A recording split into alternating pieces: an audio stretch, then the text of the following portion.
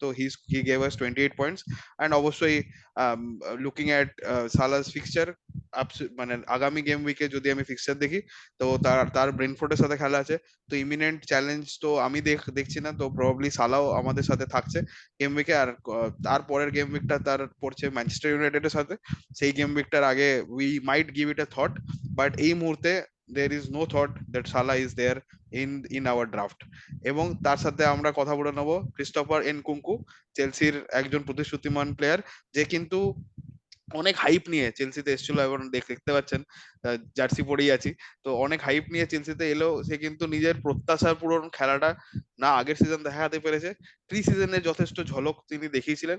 But unfortunately আগের game উইকটা ম্যাচটা যদি আমরা দেখি সিটির সাথে, ইনকুঙ্কু কিন্তু খুব একটা পজিটিভ কিছু করে উঠতে পারেনি। যদিও মানে চেলসি একটা মানে, আমি বলবো না